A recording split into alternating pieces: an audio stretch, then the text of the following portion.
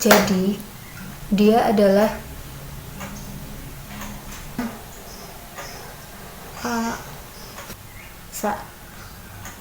dengan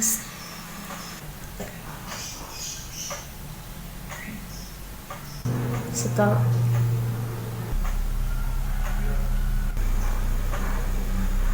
dan saat diinterogasi,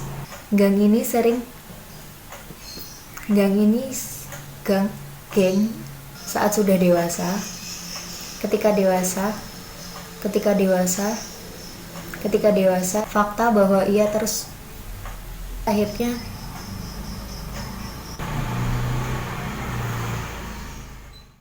selamat datang di Sinstellar.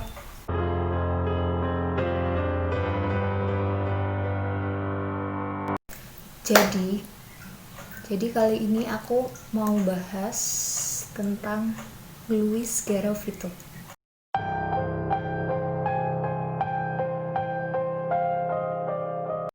Luis Garavito lahir di Genova, Kolombia pada tahun 1957. Dia dikenal sebagai La Bestia atau si buas. Ia merupakan pembunuh berantai dan pemerkosa di Kolombia. Luis Garavito lahir dari keluarga yang tidak harmonis. Ayahnya adalah seorang alkoholik dan ibunya seorang pelacur. Luis merupakan anak pertama dari 6 bersaudara. Dia dan saudara-saudaranya memiliki masa-masa yang suram. Ayahnya sering menyiksa Luis baik fisik maupun seksual sejak kecil. Pada saat Luis umur 8 tahun, dia diiming-imingi makanan dan tempat menginap. Nah, dia dibawa oleh orang asing yang ternyata orang tersebut menipunya. Dia dibawa di sebuah gedung kosong dan memperkosanya. Beberapa hari kemudian, dia direkrut oleh gang pemberontak untuk mendapatkan perlindungan. Geng ini sering merampok orang-orang di Kolombia. Pada umur 16 tahun, ia lari dari rumah untuk hidup terpisah dari ayahnya. Untuk mencari penghidupan, ia harus berkeliling Kolombia. Dan ia mulai menjadi pegawai di sebuah toko.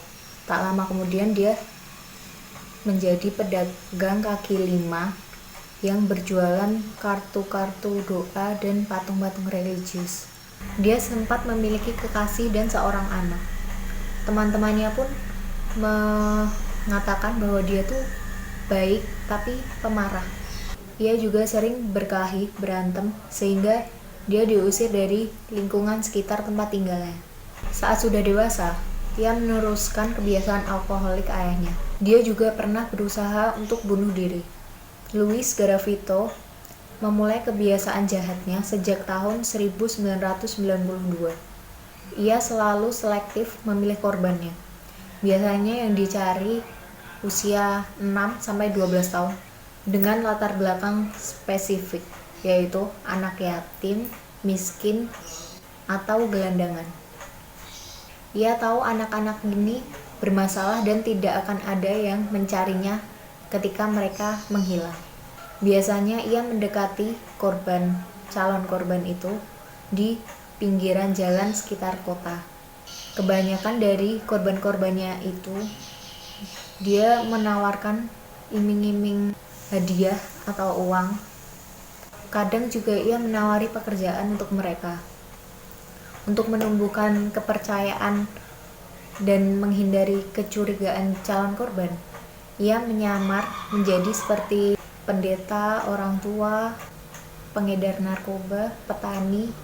Pada tahun 1997, Garavito sempat dicurigai karena seorang anak laki-laki hilang di Bocaya dan mayatnya ditemukan setelah 5 hari kemudian. Ibu dari anak tersebut memulai pencarian dan menemukan fakta bahwa anaknya terlihat berada di sebuah toko bersama seorang anak lainnya dan seorang pria dewasa. Garavito mengaku memang membelikan anak-anak tersebut permen, namun kemudian tidak mengganggu mereka. Dari pengakuannya tersebut membuatnya dia lepas dari tuduhan dan ia kembali membunuh anak-anak lainnya antara tahun 1992 sampai dengan 1999. Luis Garavito memangsa banyak sekali korban anak laki-laki di seluruh Kolombia tanpa sedikit pun merasa takut akan tertangkap. Nah, saat tertangkap barulah dia mengaku telah membunuh ratusan anak saat berkeliling 54 kota di negara tersebut. Diperkirakan pembunuhan tersebut ia lakukan di sekitar Pereira. Saat dia berhasil membujuk calon korbannya tersebut, dia diajak berjalan jauh hingga kelelahan. Nah, barulah itu dia melakukan aksi pembunuhan tersebut. Pembunuhan tersebut dimulai dengan dia mengikat korban, menyiksanya, dan memperkosanya.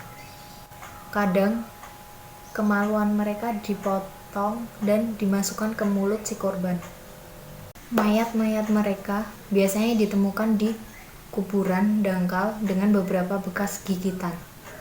Tempat kejadian perkara biasanya dipenuhi botol minuman keras. Saat ditangkap, Garavito mengaku dia membunuh korban-korbannya itu tidak sadar, dia mabuk saat membunuh mereka.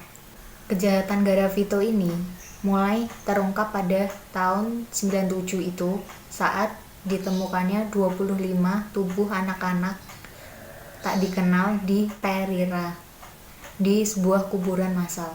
Pada tahun 98, 2 jenazah lainnya ditemukan bersebelahan di Genova di Kolombia. Satu lainnya ditemukan bersebelahan dengan senjata yang digunakan Garavito untuk membunuh. Polisi juga menemukan catatan di sekitar lokasi pembunuhan tersebut dengan petunjuk alamat yang membawa polisi ke tempat kekasih Garavito. Pada saat itu, kekasihnya mengaku tidak bertemu Garavito selama lebih dari 7 bulan. Tapi kemudian kekasih Garavito menyerahkan barang-barang Garavito dan polisi menemukan bukti terdapat foto anak laki-laki, catatan pembunuhan, dan daftar panjang nama korbannya. Nah, dari bukti yang didapatkan polisi tersebut, kemudian polisi berhasil melacak lokasi tempat tinggal Garavito. Kemudian pada tahun 1999, Luis Garavito berhasil ditangkap dan saat diinterogasi, dia mengaku telah membunuh belasan anak. Dan dengan pengakuan tersebut, ditemukan bukti-bukti DNA Garavito yang menempel di korban, serta ditemukannya kacamata milik Garavito yang tertinggal di TKP pembunuhan. Pada akhirnya Garavito mengakui bahwa dia telah membunuh 140 anak di Kolombia dan dituntut atas pembunuhan 172 pembunuhan. Ia terbukti bersalah untuk 138 tuntutan. Meskipun vonis yang ia dapat adalah 1.853